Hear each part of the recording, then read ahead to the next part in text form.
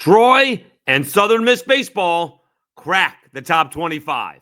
It's Locked On Sunbelt.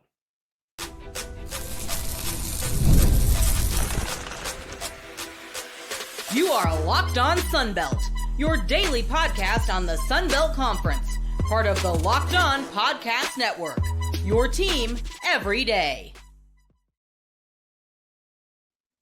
All right, Dave Schultz, Locked On Sunbelt, your teams every day. Today's episode brought to you by FanDuel. Right now, new FanDuel customers get $150 in bonus bets if your first $5 bet wins. We will get to the Cajuns. Did they turn their season around? And, of course, they're taking it on the chin right now against McNeese.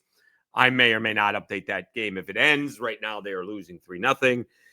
And JMU finds out it's tough to win on the road, although they do hang on to defeat ULM in Monroe to maintain their first place standings in the standing, maintain their first place standing in the Sunbelt standings in basketball. But the big news came out earlier in the week where Troy off to a 6-1 start before Tuesday night's action, and Southern Miss off to a 6-1 start, maybe a 7-1 start before Tuesday night's action.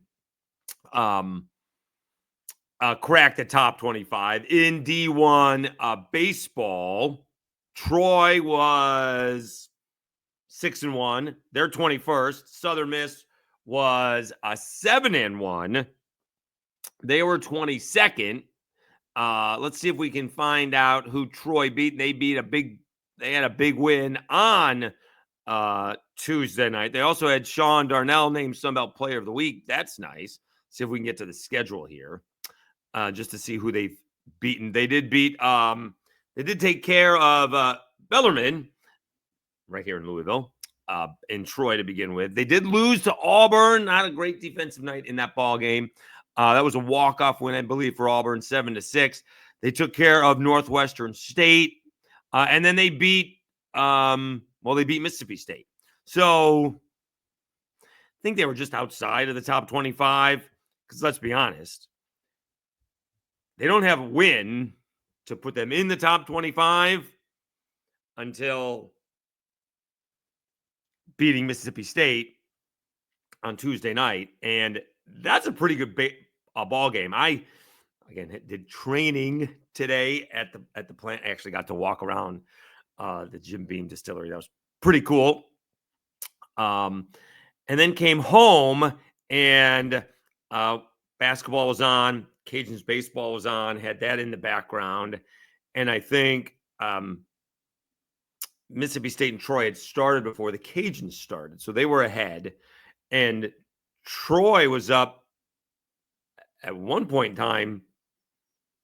I thought it was 5-0 at one point in time. And then Mississippi State hits a grand slam and eventually ties the ball game up. Well, on Twitter, because I had the Cajuns on Twitter, Troy takes the lead on a big-time home run in the ninth inning on a 3-0 pitch. By the way, 93-mile-per-hour pitch tailing away. Good piece of hitting, all right? So Troy takes the lead. I turn it on the game, and not only did I just miss a deep fly ball to right field, but Mississippi State just misses walking off with a 3-run home run. Instead, the runner from second base moves up to third, and then a defensive replacement comes up for Mississippi State, which was a 5-5 game at the time that the defensive replacement was put in, replacing a guy who was 3 for 4. Ouch.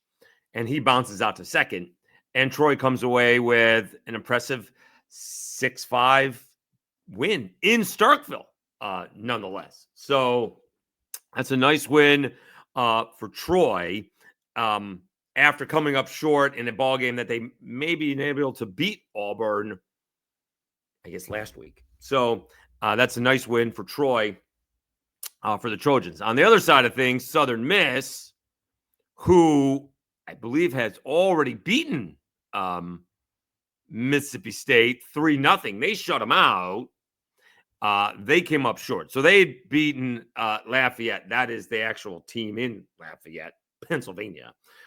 They had come down and they swept them, a 4-game set. They swept them.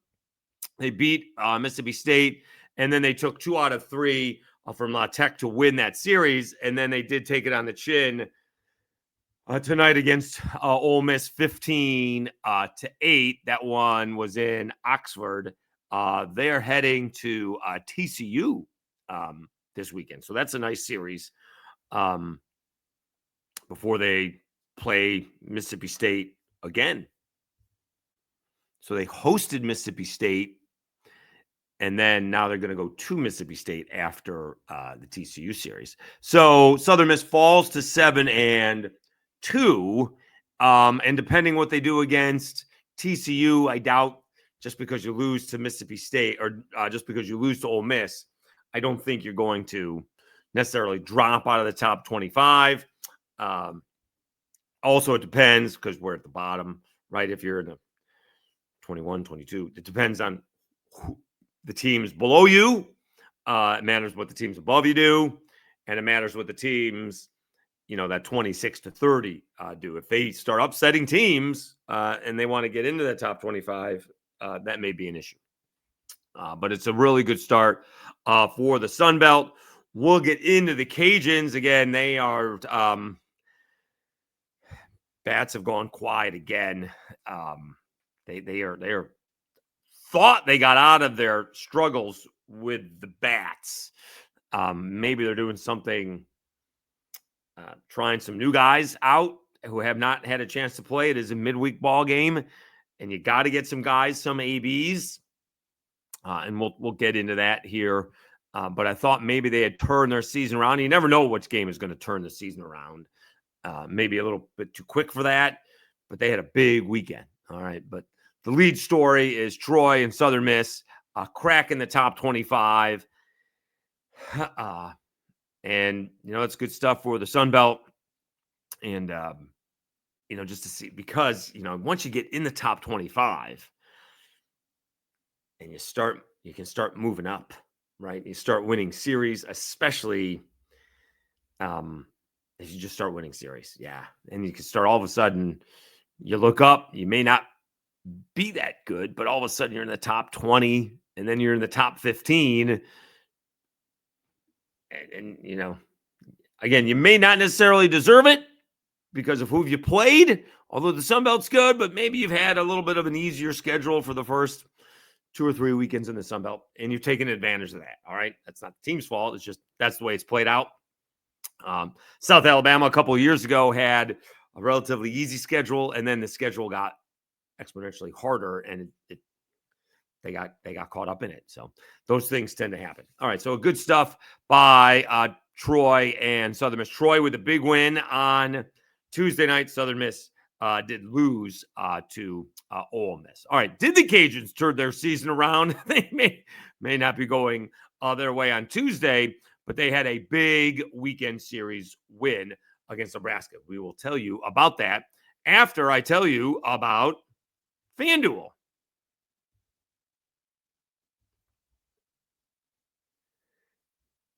When the game tips off, the NBA action is just getting started, and there's no better place to get in on the action than FanDuel, America's #1 sportsbook. With FanDuel, you can place live bets throughout the game, so even if you miss the opening tip-off or want to bet on fourth quarter comeback, you can stay in on the action. And if you're looking for a bigger payout, you can even combine live bets into the same game parlay. I love using FanDuel's live betting feature because it keeps every moment of the game exciting. Whether I'm backing my team for a late game rally or picking a player to hit a clutch 3, I never feel like I miss my chance. Plus, the app is easy to use, and when you win, you get paid instantly. Right now, new FanDuel customers get $150 in bonus bets if your first $5 bet wins. Just visit FanDuel.com to join today. That's FanDuel.com for your shot at $150 in bonus bets. Make every moment more with FanDuel, the official sports betting partner of the NBA.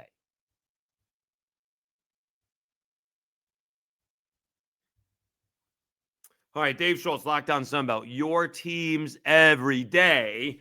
Have the Cajuns turn their season around? They are taking it on the chin as of right now, trailing 3-0 to McNeese, bottom half of the 7th inning. We will update that if the game ends or if the score changes here while we're talking. So for those who follow the podcast or followed me during the radio career, know I'm very good at talking out of both sides of my mouth. So I will do that here, okay? Because we're in technically we're not, I guess we're into the third week, right? We're not on our third Friday yet, okay? So we've had 2 Fridays so far. The first Friday the Cajuns had was against San Jose State, and San Jose State couldn't throw strikes. All right. And so not even effectively wild. 8 walks, like 3 hit Batman, they hit 3 hitters, had a few wild pitches. Cajuns couldn't make contact, but because they put so many guys on base, the couple hits they did get, they scored enough runs to win.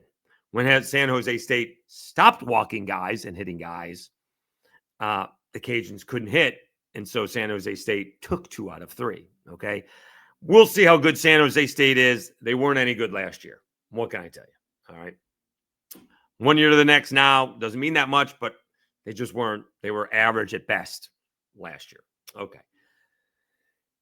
Then they're taking it on the chin in a day game. They moved up the day game, and I was off. So was it a Wednesday against Texas Southern?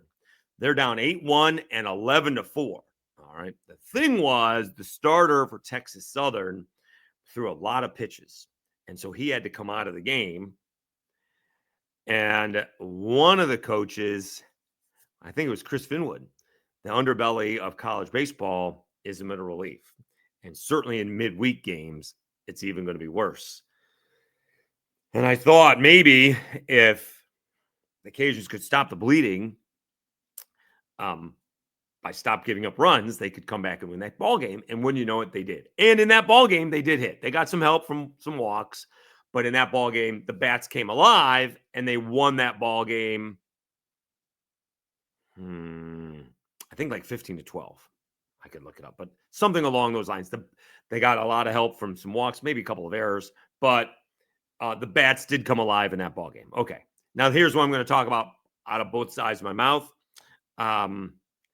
Everybody's got a Friday night starter. And so the Friday night starter for Nebraska pitched extremely well. Cajuns didn't play defense that night, and so they lost 4-1. All right, so tip of the cap. Okay. But that game's different than what happened against San Jose State because San Jose State couldn't throw it straight at all. So I wasn't worried too much about that. That's going to happen. All right, the other team's trying to. All right. But then the bats came alive against Nebraska in a Saturday doubleheader. Like they mashed them. And the pitching was really good. All right. The pitching isn't bad here, right? They've only given up 3 runs in 6 innings. That's not fantastic. McNeese does have the bases loaded. They've given up 3 runs on 5 hits. They haven't committed any errors just yet. We can see how many they have given up some walks. I mean, a lot of walks. 1, 2, 3, 4, 5, 6 walks. But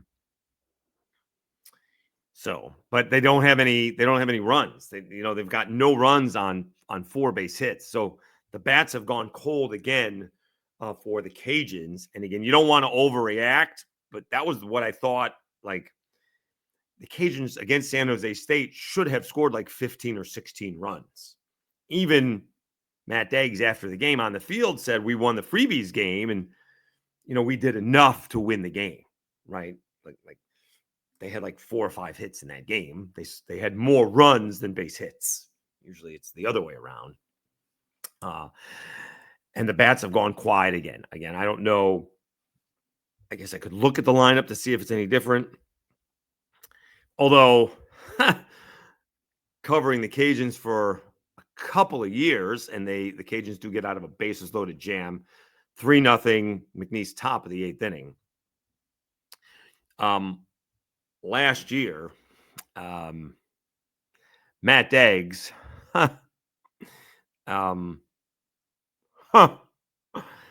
I mean, it took a long time before he had a same lineup twice. he had a new lineup every. The only thing that was the same was like Kyle DeBarge was hitting third and playing short. He had a new lineup like almost every game. So not being there and having a full-time job doing something else, tough to know if they've had a new lineup. Mandino's not in the lineup tonight. He was leading off. Markle and Ballard each have base hits.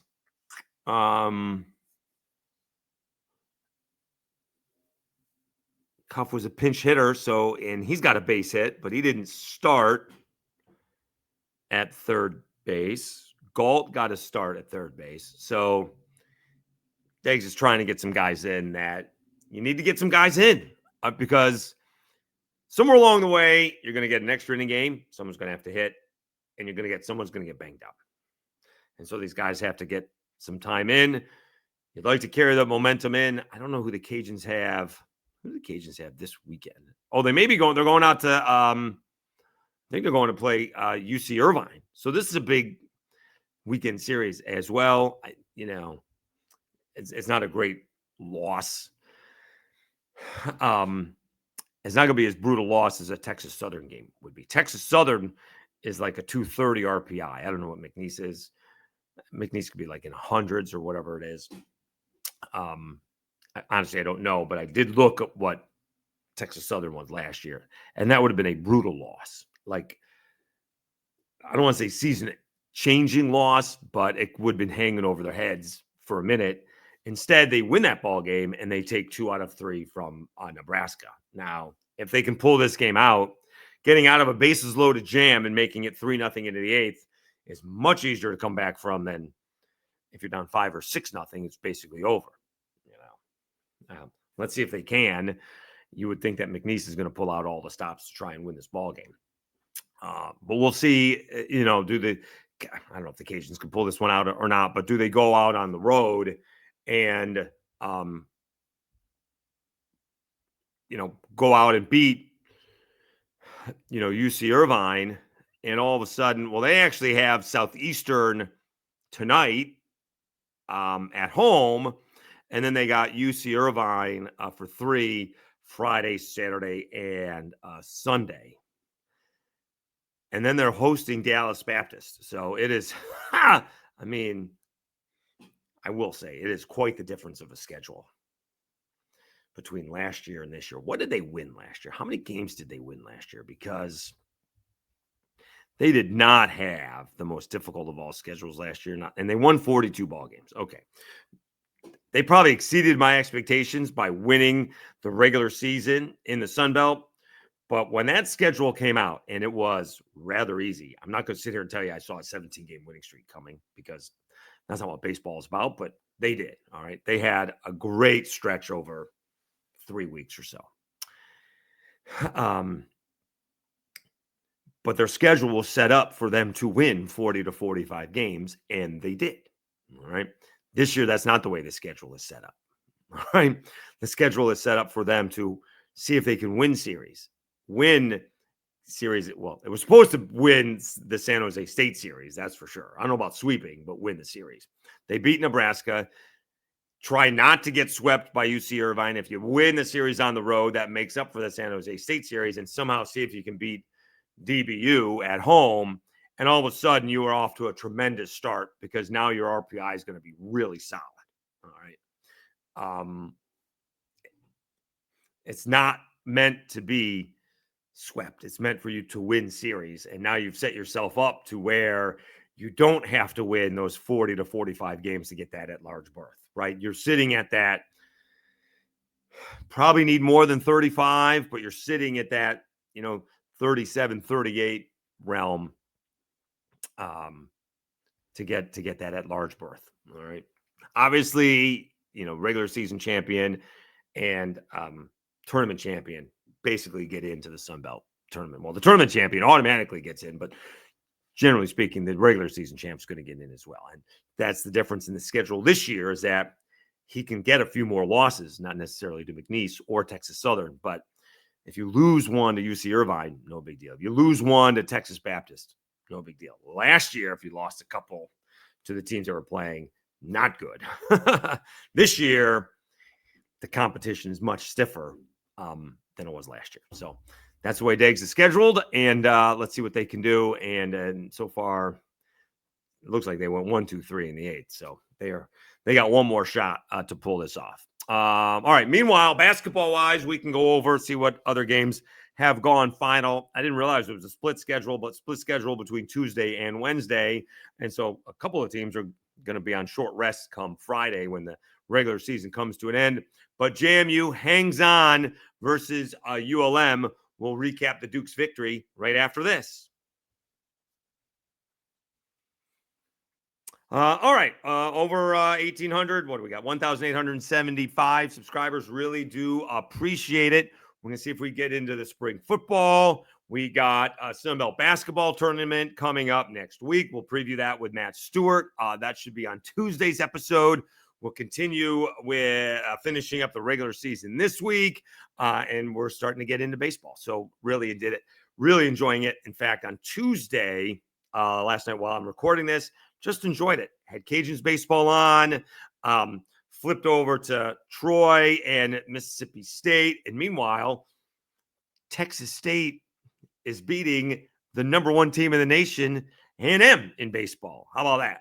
And JMU had their hands full with ULM. We'll get to that. So it's a lot of fun covering this conference. And, a lot of rivalries within the conference. Cajuns fans and Southern Miss fans going at it about who's better, and yet everybody roots for each other when they're trying to beat SEC teams. So that's a lot of fun. All right. Do appreciate all the support. We will try to get some spring football going in as well. We'll see if some of these teams decide not to have spring games and maybe just like spring exhibition competitions, something along those lines. So do appreciate it. Thank you very much for your support. All right, Dave Schultz, Locked On Sunbelt, your teams every day. I'm going to check that now that I brought it up, all right? And I know the game may not be over, but it was Texas State was beating the number 1 team in the nation. You kind of got to check that out. Let's see. It is still Texas State 7, A&M 2. It's going to the bottom half of the 7th inning. We may not be done with the podcast, probably won't be, but that is very exciting. And, make no qualms about it. It means a lot more to Texas State than A&M. A&M just lost their third baseman for the season. I'm certainly not one to make excuses for A&M. Not if you know me, you know that's the case. But let's go Bobcats. All right, let's see them take down the number 1 team in the nation. That is that would be sweet. That'd be a big night, beating Mississippi State and A&M. Still, I guess technically they have 9 more big outs to go. There's a long way to go for the Bobcats to do that. Meanwhile, JMU does hang on to defeat ULM. Let me see what the final score was. It was 85 to 79. I turned this game on. It was in a 10-point game, and I'm telling you, in 2 minutes, it was a 2-point game. And at one point in time, JMU was leading by 18 points. I don't believe ULM ever tied the ball game up. I'll be honest with you, I'm not even sure if they got it within 1. They were always down by 2 or 3 and had some chances to tie it up, but never did. Had some good looks, made it a game. JMU never gave the lead up in the second half, but winning on the road is hard. And ULM made it a great basketball game. Statistics are close. JMU shot 41%. ULM shot 39%. The difference is JMU made 12 3-pointers. ULM made 4 3-pointers. That's the difference in the ball game. Free throws were about even, 21 to 23. Turnovers, ULM had 10. JMU had 6. I mean, this was a really even game. ULM out-rebounded JMU 47 to 33. ULM led early on, I guess, but JMU led it for 36 minutes of the game. Freeman for JMU had 27, and is it Bryce Lindsay? It is Bryce Lindsay. He had 20, 6 for 11 from 3. He was really good. Let's see here. Tyrese Watson for ULM. He had 26. Bolden had 18. Willis had 12. Willis had 14 for ULM. And again, I think it was 55-45, and all of a sudden it was 55-53. But again, that was about as close as it did. I really don't think they got it to 1. I could be wrong. Now I'm bothered by that. Let's see if they ever got it to 1 point. They got it to 54. So maybe it was 54-44. And they got to 54-52. 59-57. Yeah, I don't think they ever got it to 70-67, 72-69. Yeah, I don't think they ever got it. They never got it. They never got it to yeah. That was about as close as they got it. So they did have a couple of chances to tie the game up or to take the lead, I guess, with a 3, but they never did. And so JMU, with one more game to go at Texas State, they are in first place in the Sun Belt. I guess we can check the other ball games. One more game going on while we speak. I guess it doesn't really matter. It's tied, so it doesn't really matter. Texas State and Troy are tied, 56-all. 8 minutes left to go in the game. They're at that media timeout. So that game is all knotted up. Troy and Texas State. Troy, I guess, still has an outside shot at the 2 seed. They would need South Alabama to lose one of the last 2 ball games. Marshall beats Old Dominion 83-66. Marshall is looking for a top 4 seed, and Georgia Southern upends App State. 61-59. That is a little bit of a surprise. Let's see. Maybe with Georgia Southern, App State was only 1.5 point favorite. Georgia Southern led 32-27 at half. App State, it looks like App State has run out of gas a little bit. CJ Huntley had a big ball game, 23-10. Miles Tate, looks like he's lost his legs a little bit because he's played a lot of minutes. 14 points on 5-19 shooting, but only 1 of 6 from 3. 14 points, 6 rebounds, 3 assists. That's the guys that are carrying them. Jaleel Bobron, just 6 points and very little production off of the bench. Only 2 points off the App State bench. Georgia Southern, Gene Brown III, 13 points as a starter. Bradley Douglas had 9 points, but it was Nakevian White, 17 points. That was the difference. He had 17 points off of the bench. Not a lot of points in this ballgame, 61-59, Georgia Southern. But that is that's a killer loss for App State. So you still have James Madison atop the standings. South Alabama is technically second. All right. Troy is going to move ahead of them with a win tonight. All right. Arkansas State is actually fourth. All right. Marshall moves ahead of App State by a ball game. That's big. Texas State is still a couple of games back. Georgia State, Texas State, Georgia State, and the Cajuns are all 8-8. Texas State's playing Troy as we speak. Georgia Southern has moved up. They're 7-10. Old Dominion falls to 7-10. Southern Miss 5-11. Monroe 3-14. And Coastal 2-14. But it does appear, the best Georgia Southern can do is get to 8-10. I guess the Cajuns can lose twice. Georgia State could lose twice. Texas State could lose twice. So it'll be interesting to see where they do finish. All right. But I still think like a Marshall can. I still think a Marshall could pull this off.